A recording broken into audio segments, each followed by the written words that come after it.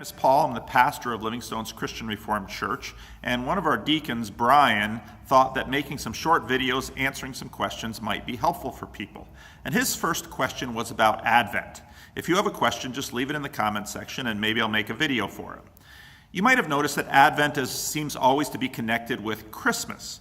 Well, part of this is because Advent is the beginning of the Christian New Year, and it celebrates the birth of Jesus Christ. Also during the time of Advent, we talk about the second coming of Jesus. And in fact, in this week's text, we will look at a story in Matthew where Jesus tells his disciples how to be ready for the coming of the Son of Man. Now, this Son of Man figure that Jesus uses, or title that Jesus uses for himself, connects up with prophecies in the book of Daniel. Now, that might get some of us quite excited because Daniel, Revelation, prophecies gets us all excited about when is Jesus coming, can we predict it? Jesus begins by saying, I don't know when the final coming of the Son of Man will be, but no one else knows either, so you should stop trying to predict it. But then Jesus proceeds to tell his disciples how they should be ready. Now, a question I always have with this is, why would you tell people 2,000 years ago to be ready for an event that would not happen? This raises a lot of doubts and causes a lot of skepticism. Can you believe what Jesus has to say? Was he wrong? Can you believe the Bible? One of the things that Jesus does is he connects the Son of Man and his coming with the day of the Lord. He does this by engaging a lot of language from the Old Testament. Now, in the Old Testament prophets kept talking about the day of the Lord, or sometimes that day, and talked about it in a lot of interesting terms. Sometimes they talked about it, for example, in the prophet Joel, as a plague of locusts. Sometimes it was connected with the fall of Jerusalem. Now, Jesus appropriates this and talks about the coming of the day of the Lord in these terms too.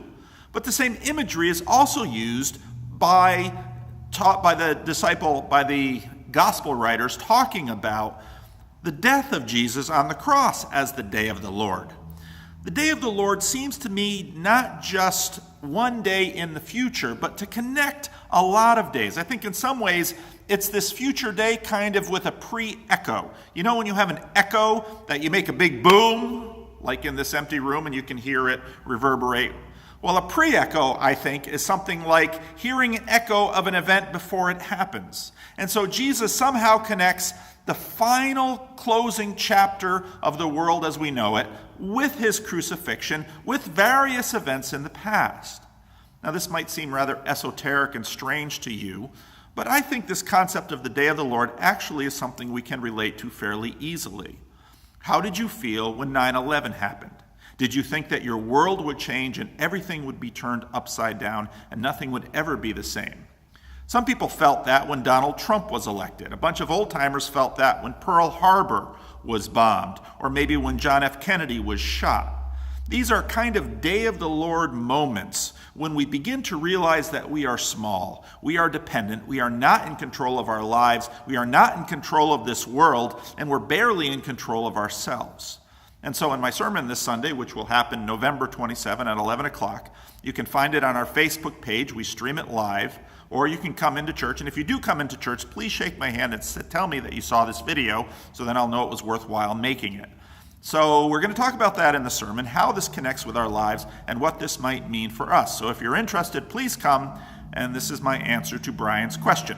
And as I said, if you have more questions, please leave them in the comment section. I'd love to talk about them. Thanks a lot for watching.